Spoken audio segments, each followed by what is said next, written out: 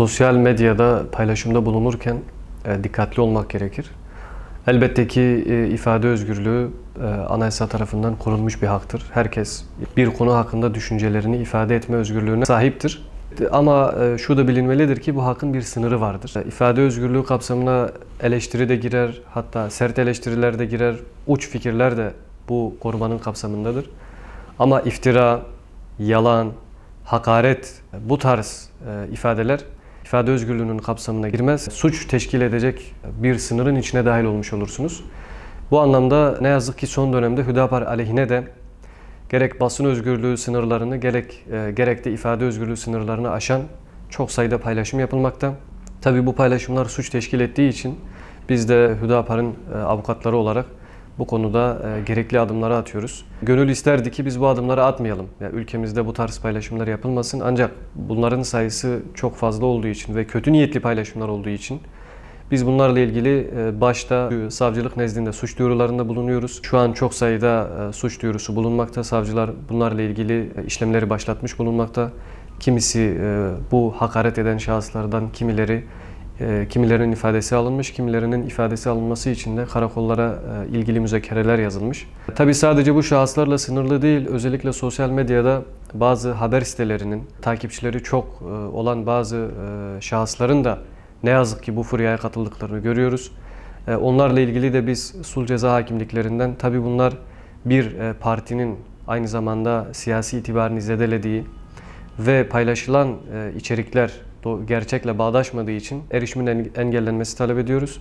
Aynı zamanda ileride bu paylaşımlarda bulunan özellikle çok yüksek takipçili olan ve kötü niyetli olarak partiye ilişkin paylaşımlarda bulunan şahıslarla ilgili olarak da biz diğer tazminat davalarını da açacağız. Biz tabii bu adımları yeni attığımız için bilindiği üzere Türkiye'de yargılamalar, soruşturmalar hemen sonuçlanmamakta. Bunun belli bir süreci var. Ancak şunu diyebiliriz, şu an bazı şahısların ifadeleri alınmış. Bu şahıslar ifade verirken özür de dilediler.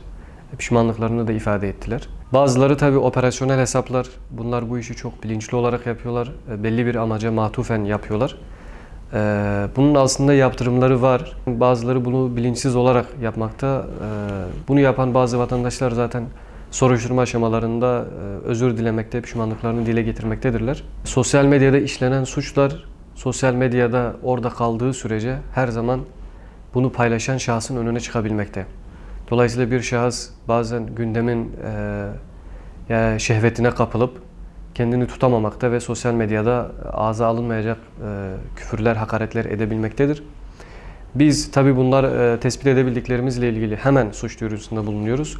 Tespit etmediklerimizle ilgili de tabii diğer bazı arkadaşlarımız da bunların tespitleriyle ilgileniyor.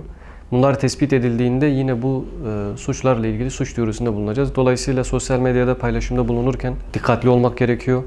Bunların kaybolmadığını, silinmediğini, bir gün karşılarına hukuki olarak çıkacaklarının bilincinde olmak gerekir. Neredeyse her gün özellikle bazı haber siteleriyle ilgili erişimin engellenmesini talep ediyoruz. Kimisi mahkemeler tarafından kabul ediliyor, kimisi de kabul edilmiyor. Edilmeyenlerle ilgili de itiraz kanun yoluna başvuruyoruz. Özellikle haber içeriklerinin kötü niyetli olduğunu, gerçekle bağdaşmadığını, tamamen karalama ve iftira atmaya yönelik olduğundan dolayı mahkemeler tarafından da çoğunlukla kabul edilmekte. Onların sayısıyla ilgili şu an 200'ün üzerinde haber linki var. Bunlarla ilgili erişimin engellenmesi aldığımız. Suç duyuruları ile ilgili de 60 civarında bir suç duyurumuz bulunmakta.